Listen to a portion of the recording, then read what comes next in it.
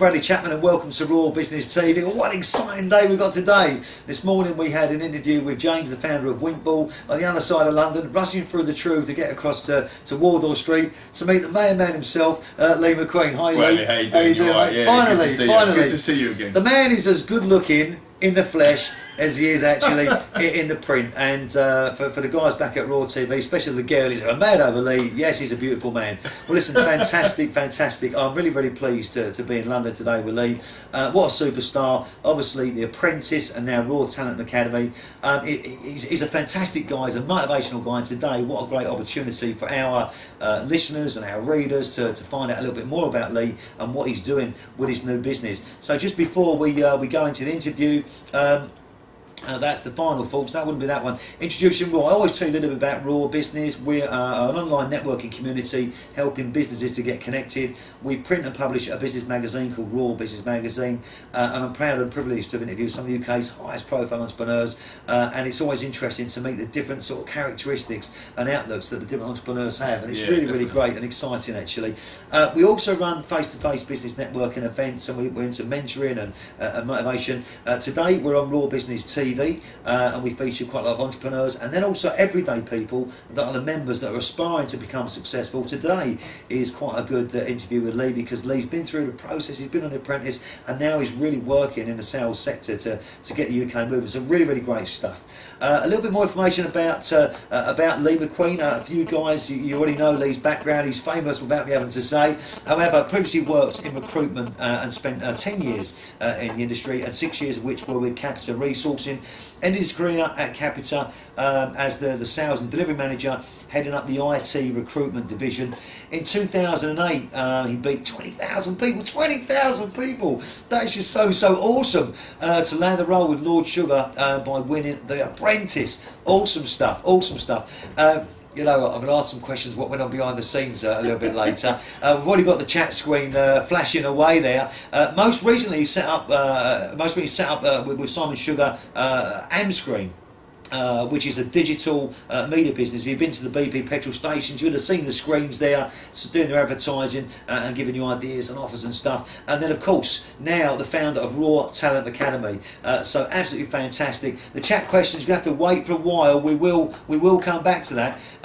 Also Raw Talent Academy. Now I'm going to leave the information on the screen about Raw Talent Academy, because I want to turn to Lee now and ask him a few questions about his journey and where he is now. I guess I want to start off by saying, why did you apply for the Apprentice? Because you know you're going through this career in sales, and the Apprentice is awesome. I know it, you know, but why did you personally say, right, okay, I'm down for that, I want to apply? I mean, as you just said before, Bradley, like the graphic suggested, I've got 10 years recruitment experience and 6 years at Capita Resourcing, and I felt that I had a great time at Capita. It was fantastic, and I learnt a lot. And you know, at the end of my time there, my business was turning over £32 million. I had 30 staff working for me, 22 which were revenue generating. So for me to walk away from that was, you know, I had to have big kahunas effectively to actually do that. But it's about taking yourself outside of your comfort zone. Sometimes, you know, people get stuck in the rut and they're in their comfort zone. And for some people, for most people, that's fine. But for me, I wanted to challenge myself. I wanted to change what I wanted to do. Ultimately, I didn't think there was another opportunity there for me at Capita further than what I was doing. So, you know, a lot of people said to me, oh, why don't you apply for the Apprentice? And I thought, right, and why not? I didn't think anything of it. I mean, as you know, some people will know, if you've watched my series The Apprentice, I got caught for lying on my CV, for example. For somebody who's got 10 years recruitment experience, a bit of a nightmare. But the reason why I bring it up is because, you know, I didn't think that I'd get anywhere, so I just kind of put my application in, put my CV in, and thought, oh, I won't hear anything. And to my amazement, you know, a couple of weeks later, they said, oh, do you want to come in for your first interview? And it was like, wow, it started to snowball from there. So what was your first interview like? I mean, as I've heard, there's all sorts of scary stories going on there between, you know, selling high-heeled shoes with one heel missing and all this. What was the first interview like? Was it daunting? The first interview was through a lot of different people. So you actually go through seven different interviews before you actually get onto the Apprentice. And they do a lot of different stuff for you. Sometimes it's like, why do you want to be Sir Alan's next apprentice? And you have to answer that question. And if you don't answer it well enough, you leave, and you leave the process. So it's intense, really, really hard. Sometimes they're, one high-heeled shoe and all that sort of stuff. And that's the sorts of things that I've incorporated in War Talent Academy in the audition process that I do for my academies as well. Because I think it gets people thinking on their feet and really understanding, do they really want it? Do they want to be bothered to go through this? And I think most of the time, which is why I've called my business Raw Talent, and hopefully why you're called Raw Business, is because it's about them raw attributes that people have that clients or employers want to tap into. So I think it's important that we have them, kind of raw attributes focused on. Do you see what I mean? Absolutely. I.e., can you think on your feet? Can you sell a pen, a big pen, if somebody's already using a Mont Blanc or whatever? Them sorts of things, and you'll see that in the apprentices themselves in the interview stages in the apprentice. I think I sold Karen Brady a Mont Blanc, a big pen versus a Mont Blanc. So it was one of them, really. Fantastic. Okay, so the journey that you've gone through. So you applied, you get into the apprentice, you go through all these different stages, and we can speak all day long about the apprentice. And I want to talk lots about Raw Talent Academy, but you get to the final, and you're sharpening your skills as you go along, and you get into your sort of the last day when you're going to potentially and did win. Yeah. What was that last task like? It was intense. I mean, again, for those of you who remember the task, we did a perfume task, and I was with Claire versus Alex and Helene, and I couldn't string two words together in a presentation. It's ironic now because I'm doing lots of stuff now. I do a lot of public speaking now, but I couldn't string two sentences together, and I was getting my words wrong. It was a night because the intense pressure. You've worked for 12 weeks, week after week after week, of actually going through that intense process, wanting. Your desire gets more and more and more, and for it to culminate in presenting effectively in front of 10 million people, 150 industry experts that are in the room as well, and you've only had 2 days to prepare, it is mind-bogglingly pressure. It was hard, I've got to tell you. So to actually come through that and to get the finger to say that you're hired was immensely satisfying, I have to say. So listen, you did it, you got through, apprentice winner. How did you feel after you'd been hired? What was that night like? So who did you phone first? What was the first one? I've done it! It was weird. I mean, because there's only certain friends and family that can know. Signed to, exactly. Signed to, exactly. Total Yeah. non-disclosure. And it's the way they do it, I have to say, is absolutely fantastic. The way they keep the secret going, all that sort of stuff. So obviously my close friends, who now is my wife, it was a girlfriend at the time, and that sort of stuff, they knew, and I was like, oh my God, I've done it. And she was the first person that I phoned. Did they believe you? Because obviously, I know other people have been on reality shows and they'd won something, and when they told somebody that they'd actually won it with their closest family, they didn't believe them. No, I mean, she did. The thing is with the apprentice, because you stay away from home, so you're in that kind of apprentice bubble, you're cut off completely. So for me, it was like I got. As soon as Nicola got a phone call from me, she knew that something was happening. And I've been there a long time. I said, look, I've done it. And she was like, oh my God, that's unbelievable. And I said, book a flight. We've got to go. I've got to go on holiday. I need a holiday. And that was the first one I said. We went to Abu Dhabi for a week. But it was amazing. Yeah, amazing experience. And for me, it taught me a lot about confidence. I know I probably come across quite confident, and maybe I did on screen as well, but I had some issues around education, hence the line on the CV and all that sort of stuff. But it just goes to show you that, if somebody like me can do it with the background that I've got, the raw talent that I've got and the attributes, that's why I set up the business in the first place, because I believe in that passion and raw attributes for people to be able to go on and achieve. And if I can do it, anyone can do it. And it clearly shows. So let's one last question before we get on to Raw Talent Academy. Lord Sugar, sum him up in a nutshell. Is he the man that everyone sort of perceives he is from the telly? I don't know if he's the man that everyone perceives he is, but he is the man. Put it that way. He is the man. Honestly, I've got to tell you, what I learnt from Lord Sugar, what a fantastic opportunity, not only to win the apprentice, but to go into an organisation that is cash rich, somebody who's arguably the best entrepreneur the UK has seen over the last 40 years, somebody who's cash rich by £900 million, and gives you the opportunity with his son Simon's the CEO, and me as development director, to set up a business. That's exactly the experience that I never got in the corporate world, and that's exactly the experience that I needed and wanted. And for 2 years we set up a digital media business called Screen. We signed a fantastic deal with BP 7 months in, after they had an incumbent supply for 2.5 years. We kind of nicked the business effectively, and then domino effect happened, and we ended up getting, as you said in the introduction, all of the petrol stations. So Screen now run a digital media convenience stores within petrol is brilliant. And to work with him, look, he's firm, he's fair. He's the boss that people would want. You don't want people to be, bouncing around the houses. You want them to tell areas, don't you? That's what I like. You knew where you stand with him. He'd tell you if you've done something wrong, and he might tell you if you've done something right. It's funny because I interviewed Tim Campbell a couple of weeks back, and he was telling me that he was working on the health and beauty products. Yeah, I don't know exactly. if you know the story. Yeah, but of course I do. Yeah. He was getting he had to get the packaging, he had to get the containers. Did you hear the story? Yeah. So he got the containers, but he sourced some from the UK, not from China. So then he come into the boardroom with Lord Sugar there, and obviously he got the glass containers from the UK, and they're very expensive. Yeah. And I think Lord Sugar just had 3 words or 4 words. Haven't you heard of China? Yeah. And it was quite a giggle. Now, was there anything where you did something that was a bit like a faux pas or something that was a bit? Definitely. A slight embarrassment, but a good education. Yeah, I think that I think one of them areas was on the staffing side, because what we did is we set the business up from scratch, but then we acquired 3 businesses on the way as well. Yeah. And what we had to do was kind of integrate them staff into our way of thinking, into the Sugar's way of thinking, with that sort of stuff. And sometimes I think that my enthusiasm of staffing and all that sort of stuff kind of got away with me, and you had to pull you back in line a little bit. But again, I don't think you mind that. That's just passion, isn't it? One of the main things that I would take from working with Lord Sugar is, and it's not going to be a magic wand, I'm afraid, guys, but it is just keep it simple. Yeah. Don't overcomplicate business. It doesn't need to be complicated. What it needs to be is simple and effective, and deliver. Always deliver on what you are going to say you're going to do, and customers will come back. And I think that happened in my recruitment days before with Capita, certainly reinforced in my apprentice, and obviously working for Lord Sugar, and hopefully that's what's happening now as well. So let's talk a little bit about Raw Talent Academy, because what a fantastic concept, very well needed. And we spoke a few months ago when you was pretty much at the starting stages. Yeah. And the concept was exciting then.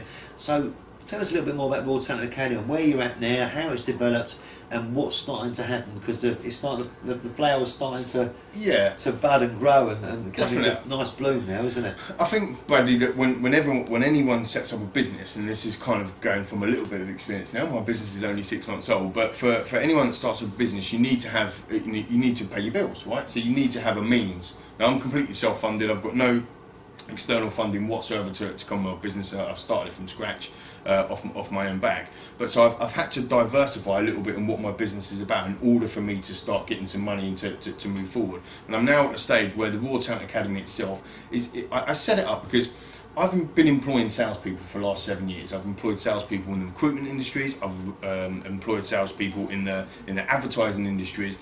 And we all know that anyone that's recruited a salesperson, it's very difficult to find a real good gem. And once you find one of them good gems, you have to try and keep nugget. It's a nugget, exactly. Yeah. So for me, it was all about, if we can't find them, why don't we give people an opportunity that necessarily wouldn't be given an opportunity in corporate sales? For example, a market trader might have some raw talent, might have some raw attributes around selling, but a corporate sales organisation wouldn't necessarily look at a market trader because he or she hasn't got the right things on their CV and they haven't got the right qualifications or whatever it might be. And I was a bit perturbed really by the amount of organisations that would use a degree as a sifting tool to actually discount people based on not having a degree or a certain level of degree for sales jobs. And I didn't get it because I'm good at sales. That's one of my fortes. That's why I set the business up. That's why I won the Apprentice. That's why I've been successful in business so far. I haven't got a degree, and I wasn't educated to a great standard, as everybody probably knows. So I couldn't understand why organisations would use it as a sifting tool. So the whole point about Raw Talent Academy is to give everybody an opportunity. It's a level playing field. I want to hire you based on your profile, your attributes, what you can actually do, rather than what's written on a piece of paper. And I think I proved that by lying on my CV before. And use it as an example. The fact is, when you're hiring salespeople, they can put anything on their CV, but the proof is in the pudding. And I wanted to take the apprentice concept for auditions effectively and put people through business tasks, to sales tasks, selling pens, selling one shoe and all that sort of stuff, just to see whether what we're getting for our money. And the unique concept about my idea is that we actually invite the clients down to assess with us, so the clients can actually see what they're buying before they actually take the talent on. Try before you buy. Yeah. Kind of, if you want to say that. And the third phase of that is that I've put together a syllabus of training that I believe that has got me to where I am in terms of the sales side of things. Some of it's people will know. Some of it's quite out there. And the reason why is because I believe that these are the key things, the keys to my success. So my syllabus, my training syllabus, my development syllabus for the new talent, if you like, for anyone's business, is based on what I believe that a salesperson needs. And yes, I've worked primarily in recruitment, but obviously within advertising as well. But a lot of sales skills are quite transferable. So that's the sort of why I've set the business up and why I'm passionate about it. I think it's the way forward. I think too many people hire based on a CV and not hire based on talent. I agree, because if you're, you know, of course I'm the same as yourself. I've had a sales background, recruited a lot of salespeople, and your CV, as soon as you read your CV, it's so easy to discount a CV. You're so right.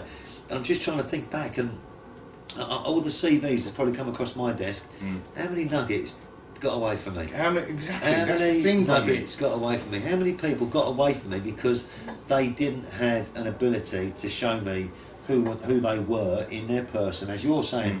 So this could be something revolutionary. I've just come up with an idea for you, which we'll talk about off air. Okay, so where in the next 12 months will things develop in terms of the people being able to find you, to know how to come to you? So I am a market trader. I'm selling my garden salad, tomatoes and cucumbers on the market stall.